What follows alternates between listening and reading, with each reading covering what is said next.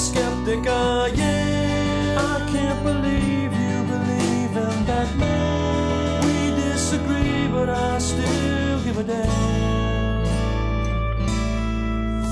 Your guru assures if you follow his regimen, you will become a most excellent specimen.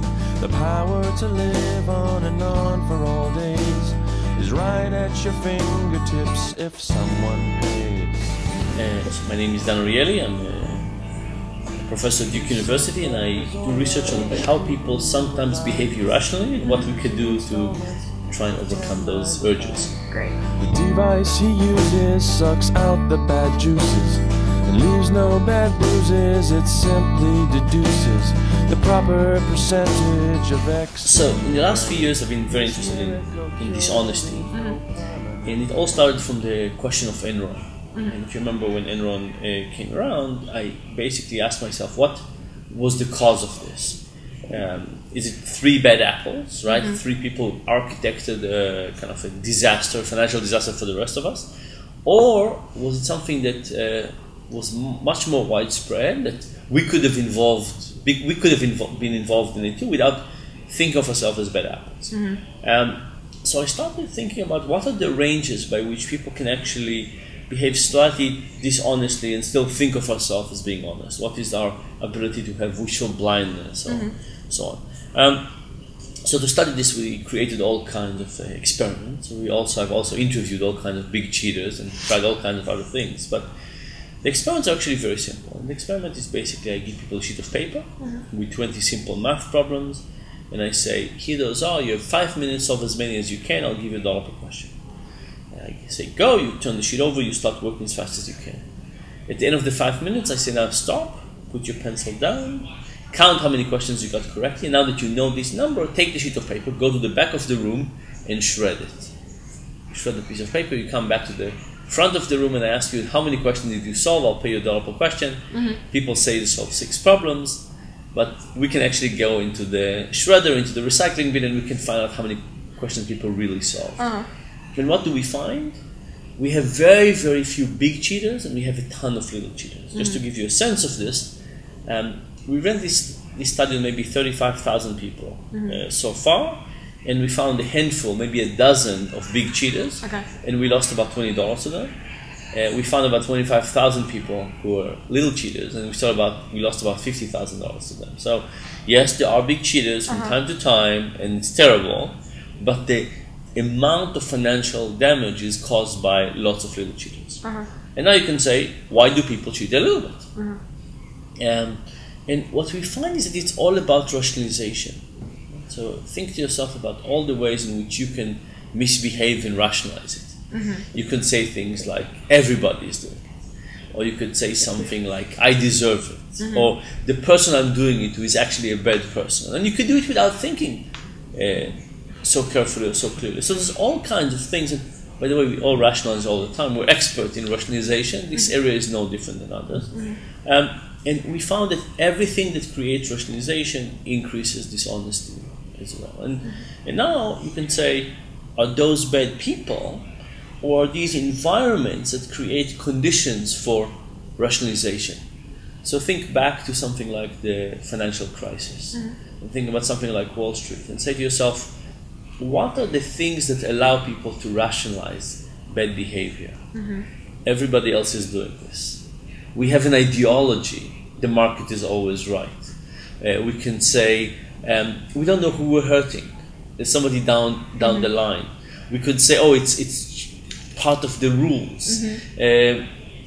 All of those things basically create ability to rationalize, and this environment is almost the perfect environment for rationalization. If you're going to create an environment to create the maximum ability to rationalize bad behavior, that would probably be it.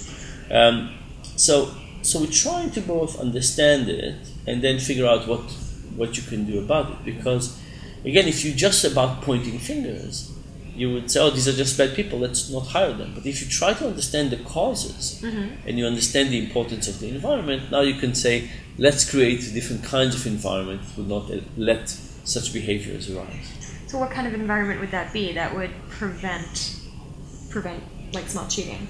So there's a couple of ways to think about it. The first way is to think about the timeline. Okay. Think about the time before you have an opportunity to cheat, the time you have an opportunity to cheat, and the time afterward. Most of the legal thinking is about the time afterward. It's saying, let me just create big penalties here. And as long as I create big penalties, you will not cheat because you do the cost-benefit analysis. Right.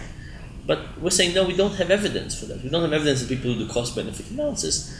Let's work on the period before, which is education, right? How do we create somewhere that you will feel bad about it rather than not? And let's think about the moment of the cheating, which is about top of mind and saliency and so on. So that's one thing, is to think about before, during, and after the time course. The second thing is to realize that most of the cheating we find comes from conflicts of interest. Okay. Do you like any particular sports team? Sure, the Chicago Blackhawks. Okay. What do they play? Hockey. Okay. Sorry. I should have. Okay. So if you're watching a hockey game and the referee calls a call against your team, you have a very hard time to think the referee is anything but evil, vicious, stupid, blind, something like that, right? Why? Because you have a reason to want to see reality in a certain way. Now, what happens if there's a lot of money on the line? A salary, a bonus, a political affiliation. This is what conflicts of interest are about. Conflicts of interest are about the fact that when you're paid to see reality in a certain way, you have the capacity to see it. And it's part of human nature. So, would you be willing to go in front of a judge if you knew the judge was going to get paid 5% of the verdict that they passed? No. Right? I mean, you would think it's crazy. Yeah. Would you want your doctor to be paid like this? Or would you like your banker to pay like this? Or would you like your politician to be paid like this? So if you think about it like this, it starts with a desire to see reality in a biased way. And then you have all kinds of other rationalization that can help. So if it was me and I was going to redesign the financial system, I would try to eliminate conflicts of interest from the beginning. And then when I can't, because you can't always eliminate everything, I would try to eliminate all the rationalizations that come around with it. I'll give you an example. I was with a big European country, their legislators, and they're legislating new rules for banking now. And we spent a day and we looked at everything that they put on the table. And then I asked them, what is the psychological profile of the person? If you had an archetypical person that you're trying to legislate against, what would it be? And they said a psychopath, eventually, right? Why?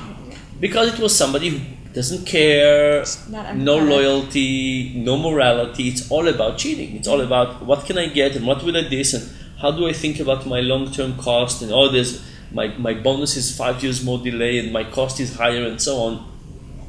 Really engineering it for somebody who thinks very carefully about dishonesty. And then I said, you know bankers. How many sociopaths do you know? Right? And the reality is that thankfully there are not that many, right? The economic rational theory is a sociopath, but most people are not. I said, so if you think about the people you know, how would you regulate against them?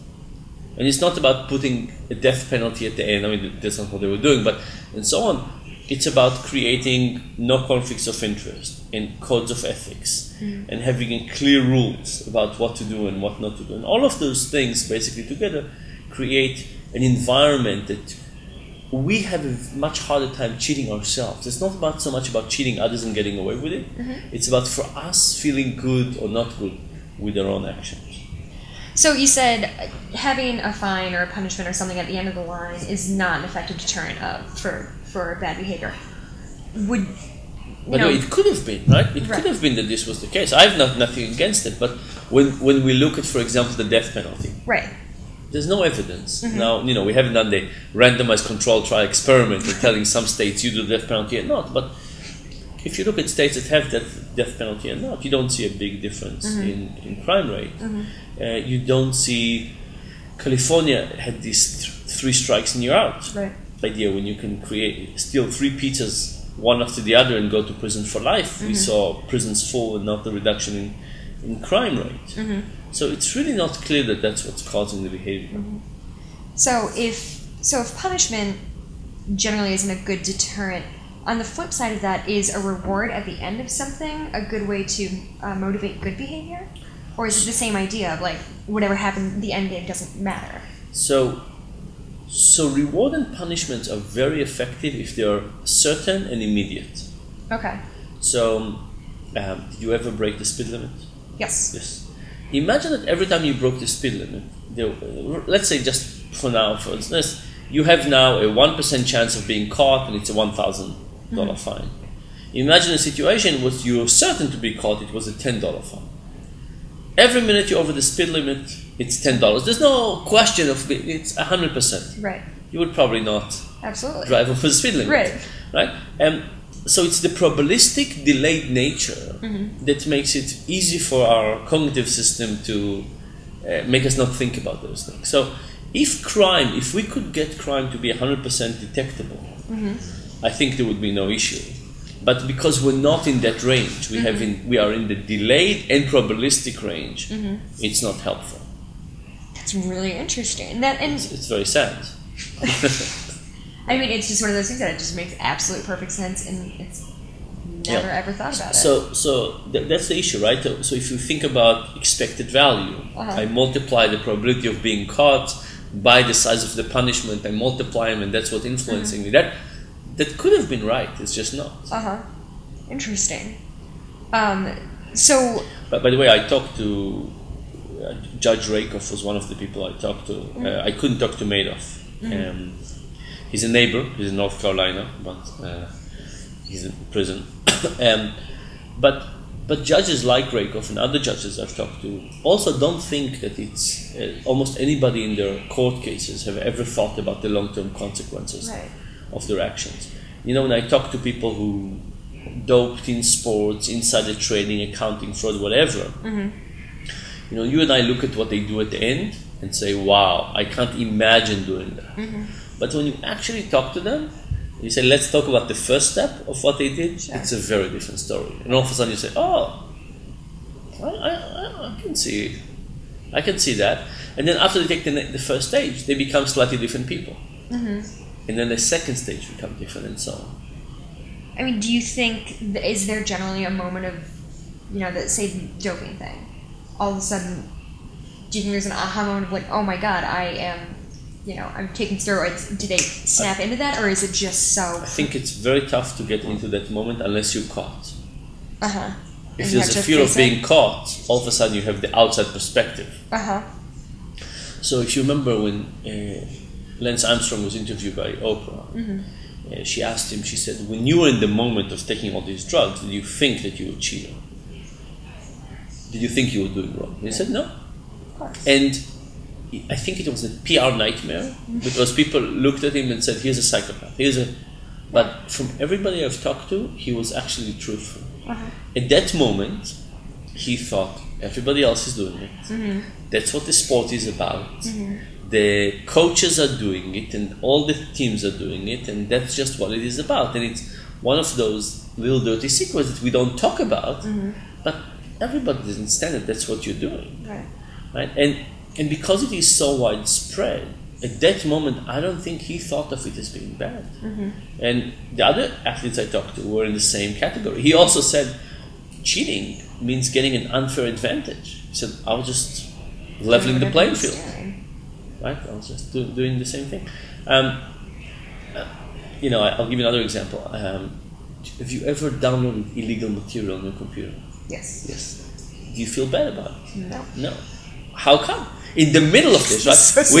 we could just replace Lance Armstrong and Oprah with me and you and illegal downloads. Yeah. And you say no. I said, how can you not be thinking about Of course. this? But all the same things happen, right? And illegal downloads have illegal in the title, right? There's no question. Yeah. But all of a sudden you say to yourself, everybody's doing it. It doesn't hurt anybody. Maybe it helps the musician. They really want the music. I mean, there's all kinds of stories we could tell, and we tell all of these stories. Now, there are lots of things that you couldn't do without feeling bad. But it's not about you, it's about the things, right? So you can steal from artists you love, from authors you like, movie producers you like. You would not steal from somebody who sell cookies on the street, even if you don't like them as much. Right? So it's about the environment and what you can rationalize away Not so much what you can get caught, and not so much what is the morality of it. This, by the way, is also what corruption is about. What is corruption is about? What is corruption? Corruption is when there is a particular aspect of behavior, paying bribes to policemen or whatever it is, that you say, I know it's illegal, strictly speaking, but everybody's doing it. So it's kind of okay, and you don't feel bad about it anymore. Sure. And is that kind of always what it comes down to, is everybody's doing it? Everybody's doing it is a very, very powerful one. Sure. The other ones, but everybody cannot do everything. Right. I mean, so it will be very hard to go to your friend's house and start stealing stuff from them and say everybody's doing it. So it is about, you don't see the victim, and there are multiple steps away from this.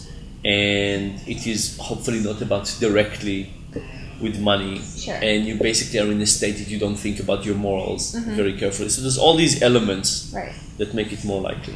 So are you of the opinion across the board, people who are doing insider trading, doping, things like that, they don't think of themselves as cheaters? Absolutely. And I mean, if somebody knows you too could have been an insider trader, accountant, doper, if you're in the right circumstance. So, and is somebody who freely acknowledges that what they're doing is dishonest and harmful, but they continue to do that, is that person, is that a sociopathic tendency?